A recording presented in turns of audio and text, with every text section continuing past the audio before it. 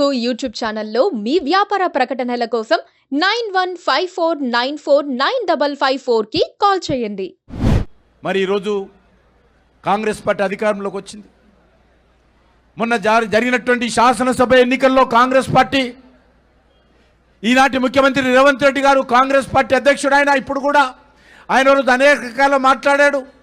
వాళ్ళ నాయకుడైనటువంటి రాహుల్ గాంధీ మాట్లాడారు, వాళ్ళ నాయకురాలైనటువంటి సోనియా గాంధీగా మాట్లాడారు, ప్రియాంక గాంధీ గారు మాట్లాడారు, ఊరూరా మాట్లాడారు.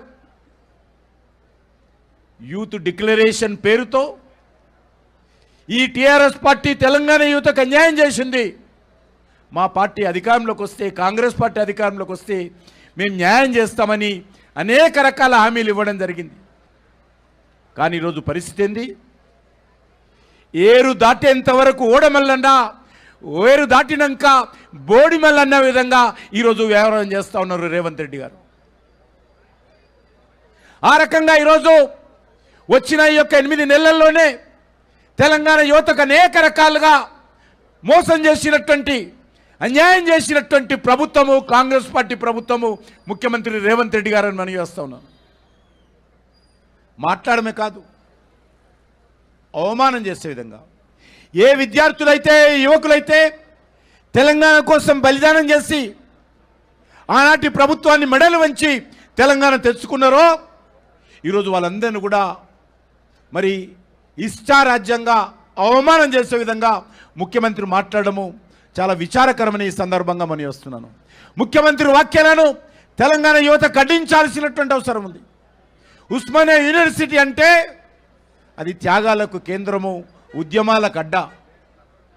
మరి అటువంటి ఉస్మానియా విశ్వవిద్యాలయంలో చదివేటువంటి విద్యార్థులను రేవంత్ రెడ్డి గారు అనేక సార్లు అవమానం చేస్తూ మాట్లాడారు.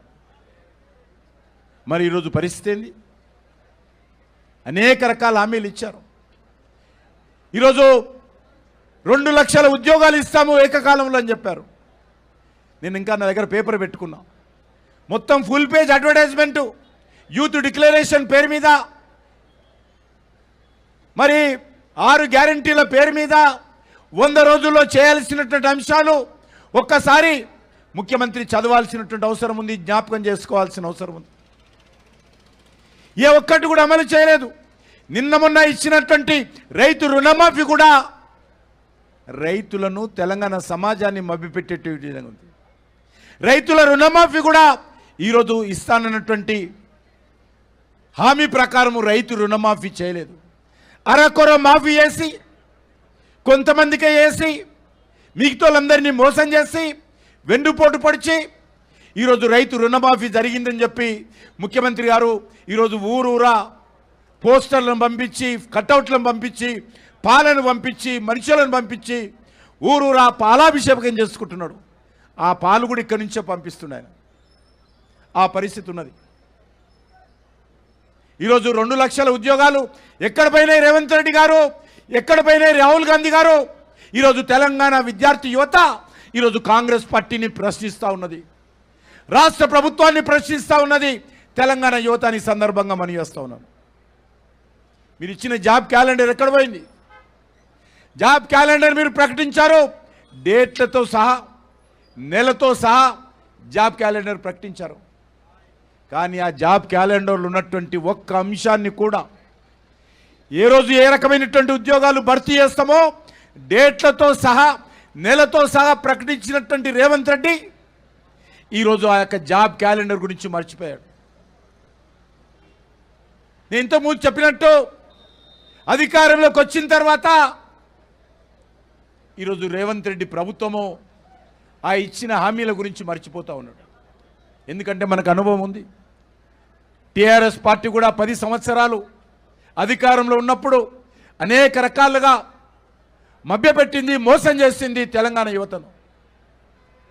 ఇచ్చినటువంటి హామీలు అమలు చేయలేదు. నిరుద్యోగ భృతి ఇస్తామని చెప్పి కేసీఆర్ ఇచ్చాడు హామీ, అమలు చేయలేదు. కాంగ్రెస్ పార్టీ ప్రభుత్వం రాహుల్ గాంధీ, రేవంత్ రెడ్డి ఇచ్చాడు, దాని గురించి ఇంతవరకు మాట ఎత్తడం లేదు. కాలేజీలో చదువుకునేటువంటి 18 సంవత్సరాలు నిండినటువంటి కాలేజీకి వెళ్ళేటువంటి అమ్మాయిలందరూ కూడా ఎలక్ట్రిక్ స్కూటర్లు ఇస్తామని చెప్పాడు. దాని గురించి ఇంతవరకు మాట్లాడడం లేదు. అంతేకాదు తెలంగాణలో ఉన్నటువంటి మరి 10 లక్షల మంది నిరుద్యోగ యువకులకు 4,000 రూపాయల నిరుద్యోగ భృతి ఇస్తామన్నటువంటి ఈ యొక్క కాంగ్రెస్ పార్టీ ప్రభుత్వం అధికారంలోకి వచ్చిన తర్వాత నిరుద్యోగులకు ఈరోజు అన్యాయం చేస్తున్న విషయాన్ని ఈ సందర్భంగా మనవి చేస్తున్నాను. Please subscribe to KTV Telugu. KTV Telugu. KTV Telugu. KTV Telugu channel.